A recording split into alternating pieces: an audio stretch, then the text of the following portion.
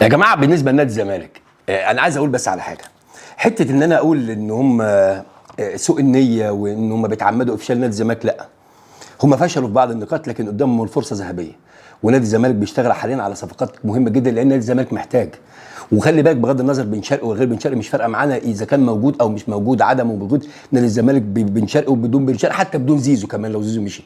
نادي الزمالك بيعمل صفقات ان شاء الله الفتره اللي جايه دي ان شاء الله بسرعه، ونشوف اسامي قويه، اضافه قويه لنادي الزمالك. احمد حمدي لما يرجع اضافه، ناصر ماهر، نفسنا بقى يشوفوا سليم يا جماعه، ونشوف مدرب احمال كويس جدا يشتغل على اللعيبه دي، اللعيبه المهاريه دي اللي لها تاثير، يبقى لها طبيب يشوف الكتله العضليه يعالجهم، يعمل لهم جلسات لوحدهم، لان في لعيبه ما ينفعش. شفنا عبد الله السعيد يا جماعه لما بيغيب النصر الزمالك شكل تاني خالص، حاجه تانيه خالص. فنتمنى الفتره الجايه للزمالك التوفيق، نتمنى نشوف الصفقات قويه. على فكره نادي الزمالك مش يعني مش من ناقصه لعيبه كتير، انت محتاج 4 اماكن معاك ممكن تدعم بيهم. عندك انا بقول اهو، واتمنى بقى موضوع زيزو ده بوخ ومش هتكلم عنه لان انا زهقت من موضوع زيزو وزهقت من زيزو شخصيا.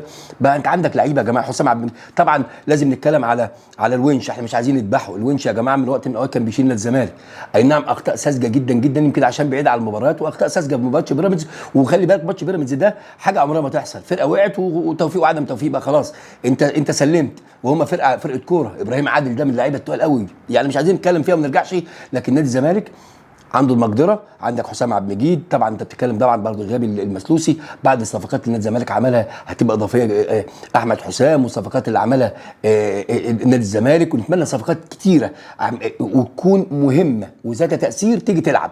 هتجيب لعيب هيكون له شكله هيكون اساسي في التشكيل، هاته.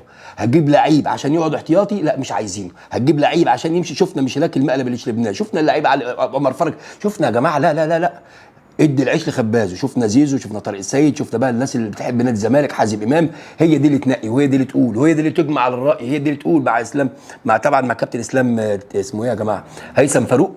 فانت عندك فنادي الزمالك شويه تركيز، محتاج بعض الصفقات. رجال الاعمال بقى المحبين لنادي الزمالك واقفه بجد. نادي الزمالك اذا رجع الكل مش هتشوف اي حد تاني. نادي الزمالك باقل مجهود، يعني باقل امكانيات خد كونفدراليه وفاز بالسوبر الافريقي على النادي الاهلي بطل افريقيا، خلي بالك.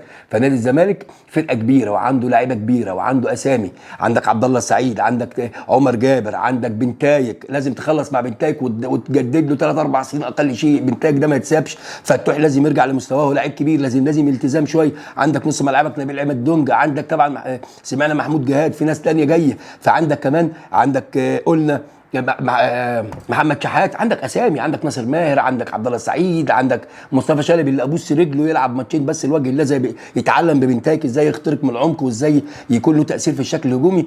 فانا شايف نادي الزمالك يعني ان شاء الله التوفيق، وما تتهزوش.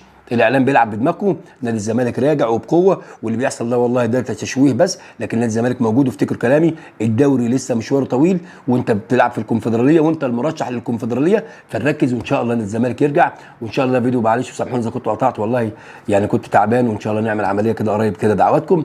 فنشوفكم على خير والسلام عليكم.